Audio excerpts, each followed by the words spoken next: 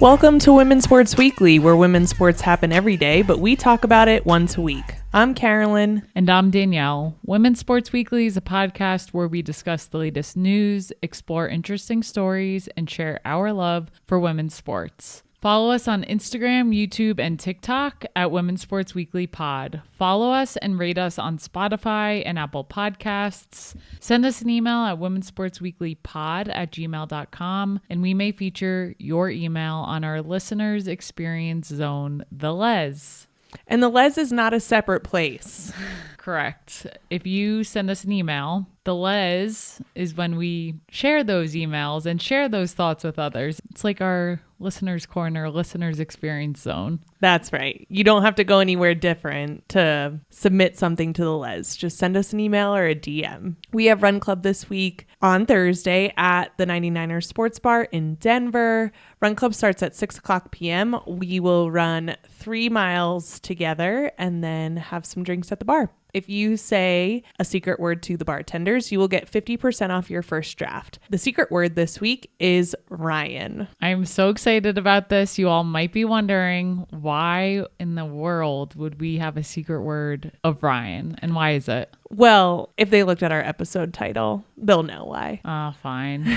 We have an interview today with Ryan Ruocco. It is a very special WNBA playoff episode. Ryan Ruocco is a sports broadcaster and play-by-play commentator for ESPN. He covers the WNBA and he covers college basketball. We have spoken about Ryan a bunch of times on this podcast, and we were so excited when he agreed to sit down for an interview with us. How did this happen? Luckily, we had the chance to meet him back in April at the Women's Final Four. There was a ESPN breakfast for media, and this isn't how we got this interview, but that was our first interaction with him, and we were like, oh, he's just as cool and nice in person as he portrays himself to be. So we had that interaction, and then since then, we have tagged him in a few things on our Instagram story, and he's very active and has replied to us. You actually tagged him in a post where I was saying that I would love to have him on, and he responded back and said, would love to. Yeah, so we continued the conversation and we were able to schedule with him. So shout out to you, Ryan Ruocco. We were so excited to have you on the show, and we really appreciated it, and we know and hope our listeners will love the interview as much as we did. So let's not chat anymore. Let's just get right into this interview. Let's do it. Ryan Ruocco is an award-winning sports broadcaster. He joined ESPN in 2008 and serves as the lead play-by-play commentator for ESPN's WNBA coverage. He is also a member of the lead NCAA women's basketball commentating team alongside analyst Rebecca Lobo and reporter Holly Rowe. In addition to his coverage of women's sports, you can also hear Ryan providing play-by-play action of the NBA, and he is a longtime commentator for the Yes Network. He is a native New Yorker and a Fordham graduate. We are such big fans of Ryan, as we've mentioned many times on the podcast, and we are so excited to have the opportunity to speak with him today. Welcome to the show. Thank you guys so much for having me, and thank you for the warm intro. Loved our interaction when I ran into you in wherever the Final Four was this past Tampa. year. Where were we? Tampa. Yeah, it all runs together, and excited to get to talk to you now. We love that interaction as well, and just really appreciate your time. So thanks for being here. Let's get into it. So sports has always been a part of your life. You grew up in New York, played baseball. Your father worked for the NFL. You went to Fordham, which has a legendary sports broadcasting program. What is it about sports that interested you from the beginning and keeps you coming back and interested? I think I loved playing, and I felt like I always had a coach's mind. Like even when my coaches couldn't be at a rescheduled playoff game when I was 13 years old for my junior league, I was the one who managed our baseball team that day in a playoff game, and I've always had that level of interest and aptitude for the games itself and thinking about what's smart within a game strategically, and then just always loved the energy of playing, the competition, the winning and the losing.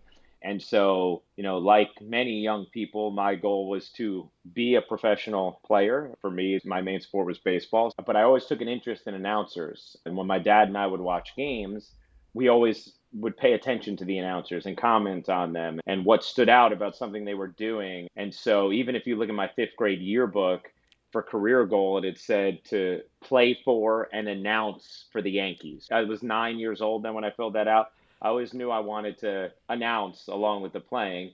And then when I realized the playing wasn't going to happen, what I used to always say is I thought the closest facsimile to the energy that you feel playing or coaching would be broadcasting. And so that's what I wanted to get into. I grew up just devouring sports every day. I'd watch, if I was home sick, I would watch SportsCenter on loop the entire day until I popped in the NFL Films Football Follies or 100 Greatest Touchdowns video. And I would listen to Mike and the Mad Dog for 5 hours a day on WFAN. I've always loved sports, and announcing to me was my gateway to be able to still feel the energy that you kind of feel playing. Obviously, it's not exactly the same, but the closest you can get if you're not going to play or coach. That's awesome. We love that you're a Yankee fan. And my dad was like, you got to tell Ryan, I love when I hear him on the Yankees games. We're originally from New Jersey, so we grew up Yankees fans as well. But that's awesome. Obviously, we are a women's sports podcast, so we are very curious to hear more about what your day in the life looks like covering women's basketball. And we were wondering, does the WNBA differ much from college basketball? Yeah, certain things differ for sure. Also, thank you to your dad. Shout out to all Yankees fans. For college, usually shoot arounds are later. Shoot around is where the teams go. They have some kind of walkthrough, kind of a scout before the game. We usually get access to players after they do their little 60-minute shoot around. Sometimes we'll talk to the coaches then, sometimes we'll talk to them pregame. But in college, shoot arounds are usually later. Usually they're like 1, 2 in the afternoon, something like that, noon. In pros, it's usually 10 a.m. and 11 a.m. Some teams in pros won't take shoot arounds, like Indiana isn't shooting around as I get ready to call their final regular season game. They haven't been shooting around. They've just been coming in early for a walkthrough at like 4:30. A lot of NBA teams do that as well. College teams almost never cancel shoot around. College coaches aren't giving that time up. But for the most part, the cadence is very similar. I'll wake up, do some prep, maybe get in a workout, go to shoot around, grab lunch with Rebecca and Holly, come back, do some more prep, maybe a little pregame nap, and then get over to the arena. One thing that's definitely universal across college and pros when it comes to women's basketball is the collaboration and accessibility of the athletes. There's just a feeling of community, and I'm sure you all feel this as well in covering women's sports. There's a feeling of connectivity and being a part of it and being a respected member of the community and being valued that I think I've always felt from a media standpoint in the way the players have been welcoming and helpful. That is very unique to women's basketball and maybe other women's sports as well. Women's basketball happens to be the one I cover. That is different than men's sports by and large. And I just love that part of it because it makes you feel like you're part of something, right? What do we as human beings all clamor for and need? Community. It's essential to us. And you could really love the highs and the thrill of what you do. But when you also have a feeling of community within that, which I get twofold, I get it with my immediate crew, with Rebecca Holly and our producers and directors. For women's college, that's Kerry Callahan and Jimmy Platt. For WNBA, that's Ian Gruca and Adam Bryant. They're all brilliant. And then I get it from the broader community because of the way the athletes, both in college and the pros, embrace us and are just so generous with their time and really so respectful of the jobs that we do, and really makes it fun and rewarding for us. We have had so many similar experiences like that, and we started as fans. So to get to interview both college players and WNBA players, we're like, wow, they give us so much of their time. And honestly, we're like, I don't know if we deserve this much, but we're very grateful for it. Yeah, that's awesome. And I do think it's pretty much universal from these athletes, which is great. And it's probably cool from your perspective, Ryan, going from college to WNBA, because then you see the players go from college to WNBA and get to follow them. Do you feel like you build kind of long-term relationships with some of the players as you continue to cover games? Definitely. And I've noticed that especially with these past 2 draft classes because I saw the entirety of their collegiate careers. So even someone like Caitlin, who I have a phenomenal relationship with, that was built on covering her games in college and being there, interacting with her on a daily basis during her tournament runs and building trust and credibility. And then also really getting to know her as a player as well, right? And when you have that front row seat, you know the intricacies of the game. Paige is another one I think of, who I have a great relationship with, who I got to see her entire collegiate career. And so there's a level of, even it could be something as simple as like maybe Paige isn't really doing a sit down, but I just have one or two things I just want to ask. She's going to give that time. And that is definitely a product of building that trust and building that relationship in college. And there's a lot of that that goes on with different players. I'll never forget being at the draft 2 years ago and all of a sudden feeling a tap on my shoulder, and it was Angel Reese, and she was just wanted to give a big hug and say, like, I'm going to be seeing you real soon, because I've been with these players and then you're with them in the pros. And then there's also something that I think is exciting and rewarding when you get to know them and you know them as young women and see them grow up as players and as people for a few years, and then getting to see them in a professional environment, and you root for them and you want them to do great. And it's helpful in knowing intricacies of their game. It's also helpful in seeing them as people and personalities. It's helpful in knowing parts of their journey and being able to reference those things. I also think there's things that are helpful as far as player comps go. I feel like that's an area where Rebecca Holly and I are very unique in being able to call the pro game as a lead crew, because we also do the college as a lead crew. When we're calling a college game, we feel comfortable leaning into what we might see from that player as a pro too, right? And that's not the only lens, and that's not even the main lens you want to look at collegiate players through, but it's a cool area to be able to go to, right? We were saying for the last couple of years, Sonia Citron, we think is going to be a really good pro, and like we feel confident saying that during a collegiate game because Rebecca, more than me, but both of us, we know, we have some idea. It doesn't mean you're going to have a 100% hit rate, but you have an idea of who might translate, right?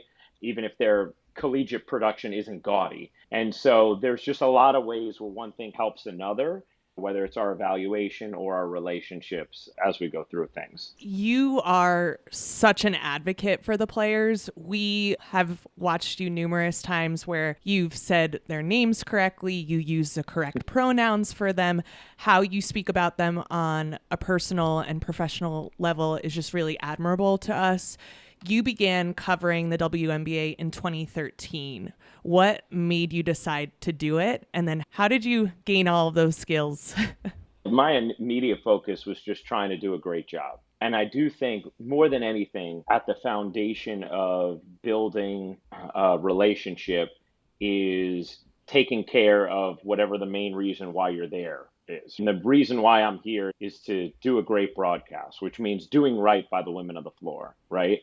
And the number one most important thing before any other skills and fun creative parts of my job is saying their names correctly. So that's something just purely from a professional standpoint, I'm always going to make sure of. Then obviously there's additional layers that I grew to understand the context of covering women's basketball where, in a lot of cases, they weren't given that level of, or they haven't been, or they still aren't given that level of professionalism and credibility that they deserve for a variety of reasons, none of which are good. And so you take even more care about it. And I think it just makes me more conscious to sometimes mention why you may be hearing a pronunciation that's different than what you're used to. Even with Demiris Duntis, everyone's like, it's Dantas.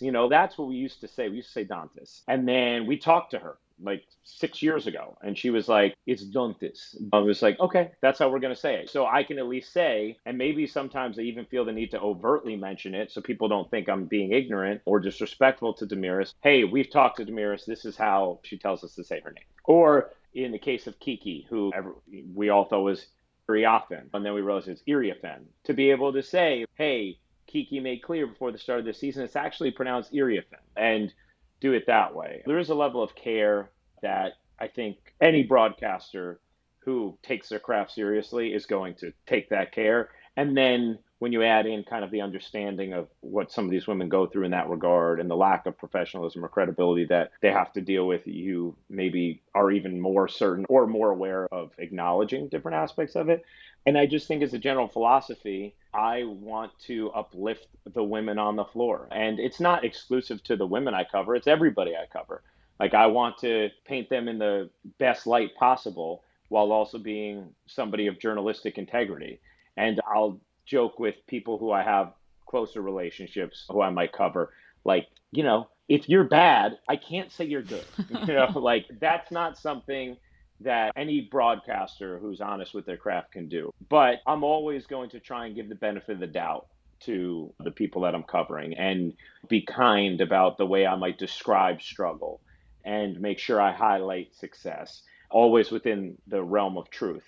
And so I think if you do that, people who are reasonable and rational are usually going to appreciate that and see you as a credible source for them. And also, the way I look at my job is I'm the score to the movie. I'm providing the score to the movie. You're watching what's happening. I'm helping the moments come to life for you, right? Well, part of that score is also helping shape the stories and emotions around what you're seeing on the floor. In order to do that, like I have to be credible. And so then what are your ways to be incredible? If you just say everybody's the greatest ever, always, then it takes out all the steam of everything, right? But if you're gratuitous in your criticisms, then you're also not painting the people of the product in a way that kind of gives life to the movie they're seeing. So it's just trying to be generally positive while being honest and bringing energy to what's happening on the floor. That makes a lot of sense. And from our perspective, you come off as a very genuine person, and that shows through the TV. And the first time we met you, we were like, oh my God, he is so nice. Like, why is he so nice? But the fact that you can build these relationships with the players and be honest with them, like, I think everyone appreciates that. And one of the things we're curious about, you obviously learn a lot of information about the players. You build these relationships. Some of it could be very personal. And we know sometimes you do share things, and obviously we are sure you've made sure you can share those things. But how do you decide what to share when you're broadcasting? I think first and foremost, the trust I have from athletes I cover is something I'll never take for granted. And so I always err on the side of not sharing rather than sharing unless I'm 100% certain. Like even things in our coaches meeting, usually if something's on the record or off the record. When you have the relationships that we have, you go in those meetings and a lot of times, maybe 20, 30, 40% of what you're being told is stuff that you can't use on air, but kind of just helps to shape your view or your vision or your perspective of a team and why you may or may not delve into a certain topic. Maybe you might look at a roster and say, why is this person only playing 15 minutes? That might be a topic for you, but maybe the coach is telling you a reason why that you can't share on air, but just helps you to not make it a focus. And I think generally the way I look at something is if I think it's something that should be brought to air or would be very interesting for air, I will check with the person. Like even last year, before Caitlin's last playoff game, so it was game 2. We didn't know it was going to be the last, right? But Indiana, Connecticut game 2. I had asked her, hey, are you going to play anywhere this offseason? And she was like, no, I don't see that happening. And I was like, okay. And nobody had really known that yet, like if she was or she wasn't going to play in the off season. And so I just said, can I say on air that those are your plans? And she was like, yeah, you can. I was like, okay, cool. So like she trusts me. And then there's other times where Caitlin or other players might say something to me and say, hey, this is what's going on, but please don't share that. Even when it could be like the availability of someone for a game or whatever it might be. Obviously, there's things I know at different times that are going on that are more dramatic than that are like obvious don't shares. I also think I'm helped by I'm not in the news breaking business. Like a lot of times the broadcast crews, if they wanted to, could break news left and right, but it wouldn't last long because you wouldn't be a trusted person anymore, right? Like I think there could be times where you might know something and the person may not want to share it, but you might actually think it's in their best interest for it to be shared. And you might go back to them and say, hey, I know what you're thinking, but I actually think this could be beneficial for you. Here's why. What do you think? Just always keeping in mind the same way when you have your conversations on here, you're not looking for gotcha moments, right? If we break news on this podcast, great. But let's do it in a way where none of us feels like crap. And that's how I look at it as well, where I'm never going to share something that I don't think an athlete would want me to share. I'm lucky that I'm not in an area of the business where I feel compelled to break news. Thank you for sharing all that. I think that's going to be really helpful for people to hear, whether they're fans or looking to step into this sports world. We have a new CBA coming that WNBA does. By the time this comes out, we'll be knee deep in playoffs. We have heard the players mention pay, parental support, and pension as some of the areas of focus in the CBA. Is there anything in particular you'd like to see in the CBA? That's a really good question. First of all, I just want to see it get done. And I do want to say this. I think a lot of people are going to see potentially, lockout October 31st, right? And I don't know exactly what the specifics of the lockout may be. It may be that players can't get into their facilities until a deal is done. Maybe they will be able to, and that aspect of things will be allowed if negotiations are ongoing. I have no knowledge of that. But what I will say is, if it is, they're locked out October 31st, don't panic as a fan. There was, in my opinion, basically zero chance that a deal was going to get done in season. It's just not easy to negotiate while games are going on. It's just not. My dad was one of the chief negotiators for the management council on the league side of the NFL for over 3 decades. I got to witness CBA negotiations about as up close as you can without being in them. And I don't think I can ever remember them actually finalizing a deal while the season was going on. That's not typically how things happen. Everybody has different priorities and what's going on. What is Nneka Ogwumike going to keep flying to a different place on off days while she has to go play 44 game schedule in a very condensed period of time? No. So I would just say to fans, don't take like the headline, which is going to get clicks, is like most likely to lock out, or there's going to be a lockout, or oh my gosh, there's a lockout. If there's not a deal done by, I would say, the end of January, then I would start to get concerned. I'll maybe even start to be a little bit like, please get this done by mid-January. But it could go till March as well. And that's not abnormal, especially when you're talking about what's going to be, by all counts, Kathy's talked about this a lot, a transformative CBA. So I just would caution not to get panicked. I think we live in a really difficult period of time to parse through information and decide what's credible, what's not. And collective bargaining agreements they're really complicated, and they're not meant for the troll farms of Instagram. That's not going to be your best way to be educated during a collective bargaining agreement. It's just not. So I feel confident it will get done. I think it makes too much sense for all sides for it to get done. And ultimately, I think that logic will rule the day, that motivation will rule the day. And so I have no worries about it getting done. It's just a matter of what it's going to look like.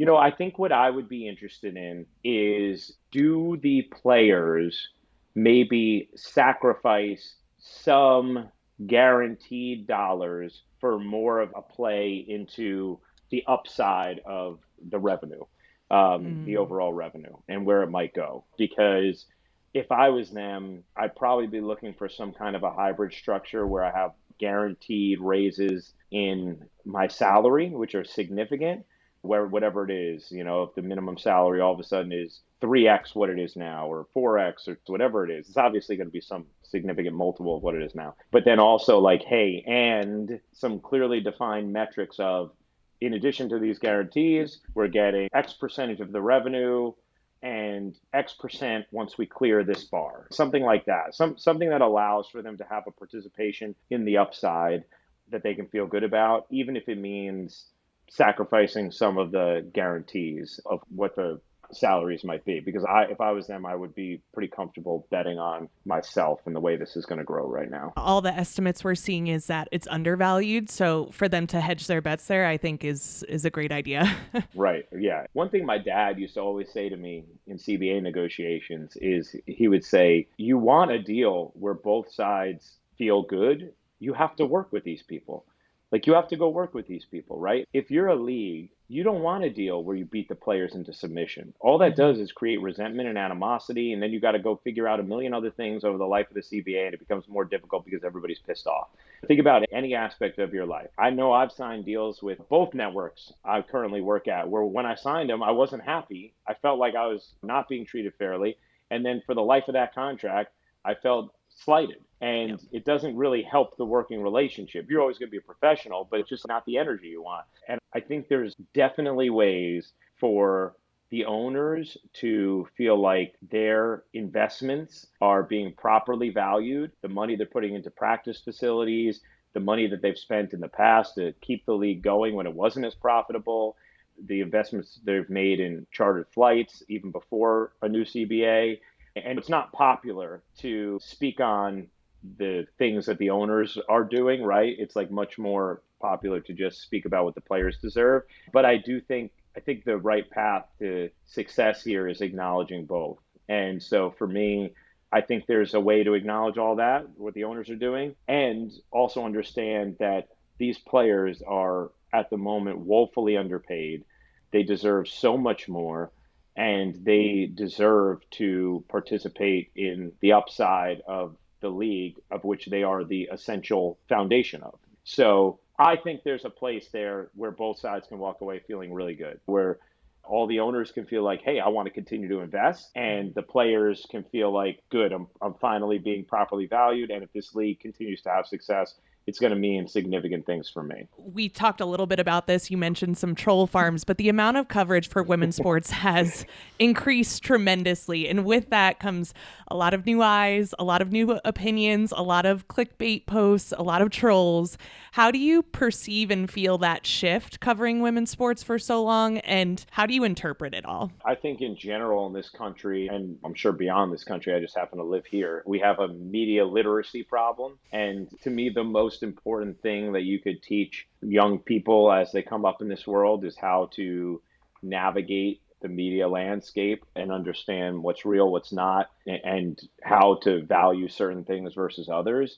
What's the motivation behind this post versus that? I do think there's a responsibility that is universally being skirted in the name of entertainment by different journalistic outlets to have some level of filter on what you're going to post or not post. In my opinion, if you're a credible brand, it should not just be for clicks. Also, I think that the major social media outlets that we use have done a god awful job of trying to steer any of this, and somehow they've been kind of absolved from this. I see all the time in this women's basketball space, people will post these just totally fabricated quotes, like completely fabricated quotes, and somehow they get shared a gazillion times. And now you have some subsect of people who didn't bother to put any additional research into it because their lives are busy and they don't have time, and I don't begrudge them for that at all, who think that something happened that didn't. Like, this has happened to Jamel Hill like 6 or 7 times, where they use like these damning quotes that are completely made up, and then all of a sudden she's got to fend off people like, how could you say this about this person? And she's like, I never said that.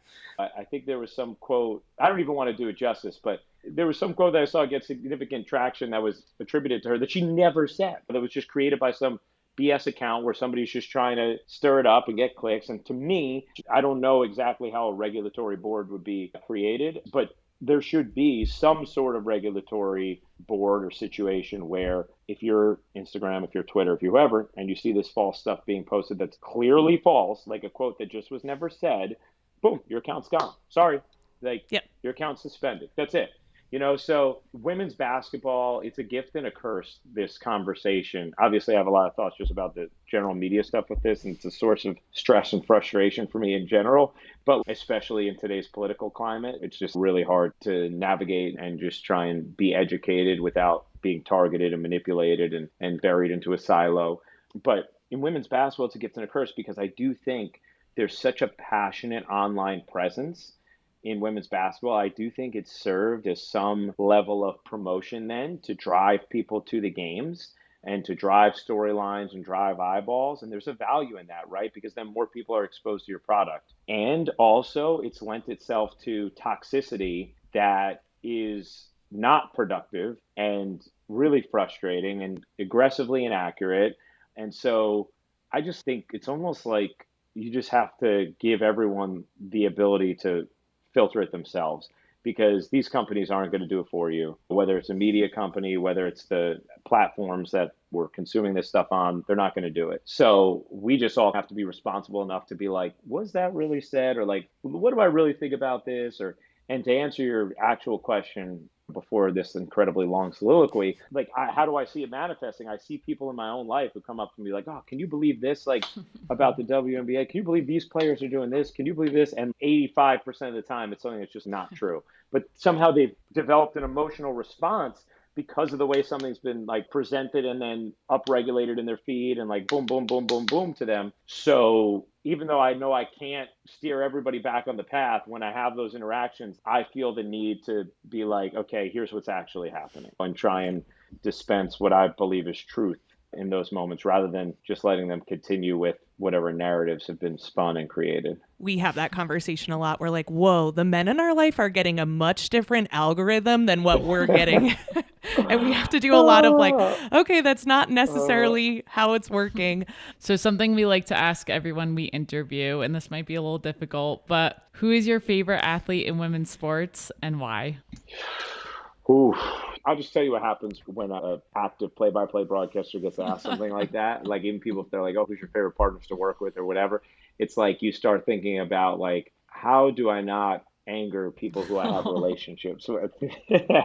So the way I will answer it is this. I have never experienced something like what it's like covering a Caitlin Clark game. It's like going to a concert.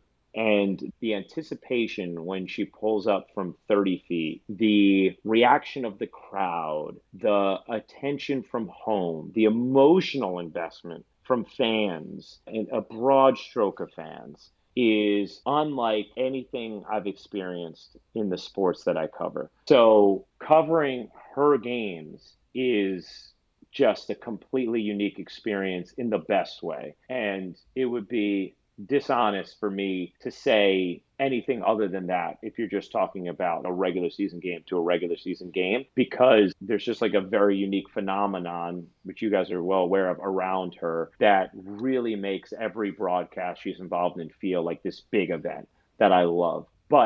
And the other things I think about when you ask me who is the favorite is I actually think about people in moments, right? Like, what are the other things that kind of duplicate the energy that I was just describing that happens so regularly in a Caitlin game? And I think about Asia and Stewie going at it in the playoffs is unbelievable to document. And like the WNBA finals in general, New York and Minnesota last year, it was just like incredible to document. Being at Barclays Center, feeling the anticipation, the way Sabrina has the crowd on a string is amazing to document. So there's not like, I don't have a favorite player. I have these favorite experiences, and different players play into them in different ways. Calling greatness is the umbrella and the energy that comes with that. Like calling Asia Wilson right now in the middle of this streak, right, is that's what you live for as a play-by-play broadcaster. But to give you a real answer on a game-to-game basis, if you were just going to say, hey, what's the safest guarantee and what's going to be a super fun, unique crowd energy experience for you on the mic, it's any Caitlin game right now. And it does remind me of what I feel calling Steph.